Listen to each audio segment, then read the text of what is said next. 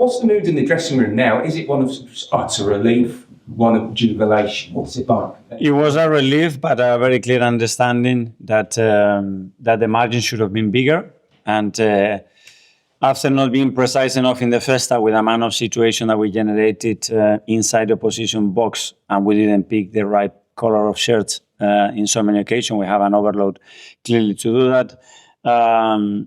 We had to improve in the second half in relation to that. I think we did it. We generated more chances, score a goal. But after we had a period of 2-3 minutes in deep, totally passive with horrible defensive habits, that is nowhere near the level that is required against a team that hasn't had a single shot. The first time that they had the opportunity to do it, they scored the goal. And this is the Premier League. And unfortunately, we are relieved because we managed to score a goal at the end and go and win it. But we need to improve in that sense for sure. Gary from Sky.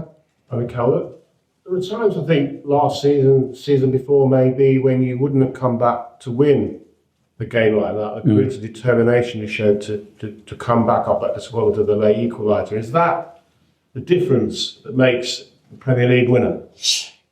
That's something very positive, but I don't put it down sometimes to, resilience and we motivate and go. No, it's what happened before. We should have stopped the source before. And that's on us. And you have to give credit to Wolves and what they've done. I watched the game when they play Stamford Bridge, when they play against Villa, and certain habits that start to deteriorate because you don't train them, and use that opportunity to do that. Give everybody a boost, because we know that the Christmas period is a lot of times a season definer, and we want to be on top of it. Tom from Reach. I'm Mikel. I know there's always a lesson to be learned from every game, but is there ever a game like that where you just think, let's put that in a box, forget that ever happened, and move on to the next? Learn from that and then move on. Yes, and every time you win the Premier League, you should be happy and you should be conscious of the difficulty of it. But we made it even harder for ourselves today, and that's the big lesson that we have to do. When the opponent merits something, that's fine, and they did a lot of things to make it difficult for us. But as well, the things that are on us, we should make sure that we improve them. Alex BBC. I know. It's a natural thing for a team to want to protect their lead and get deeper and deeper. But how would you stop your side doing that when the margins are so small and there's so much on the line? No, it's deeper, and then we have the ball in the hands of the keeper and we don't play, we just kick it. No. This is on us, and we have to continue to play in the manner that we have to play. We can manage the result in a certain way, but it has to be being ourselves.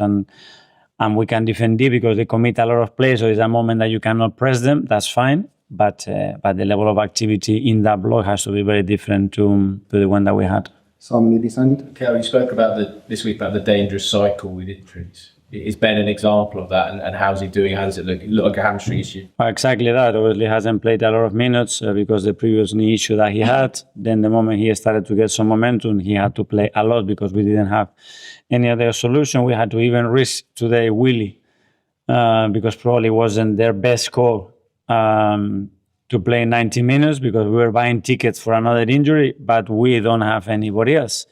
But that's bad news for sure. Athletic. What was the issue with Ben? Looks like a hamstring, so we don't know the extent of that, but probably tomorrow or the day after we'll know more. Isan Delimo. Amka, this is the first time this season in the first half you failed to take shots on target. Obviously, it's the worst team in the Premier League. How has that happened?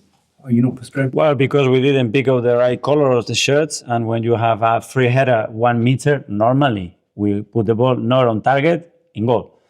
And we put it out. And time again. It is frustrating, but this is the game. But I expect to hit the right color. You have to be one in the back post to hit it every single time at this level. And today we haven't done it, so we started to make things more difficult for us. Okay, last couple. Dave, Guardian. Hi, Mikel. It felt very flat inside the stadium in the first half today. I don't know if you felt that as well, but I suppose the question is, did you feel there was complacency inside the stadium today? I don't know. Before Brentford, I called everybody at 7:30. Today was a late kickoff. I forgot to say that. But at the end, we have to completely do the game if we want to get that as well. So there's nothing to question to our supporters. It has to come from us. In the last minute, everybody was cheering and jumping off his seats. That's normal and understanding. Hopefully we can do it from the first minute. Okay, finally, Hamza from the Times.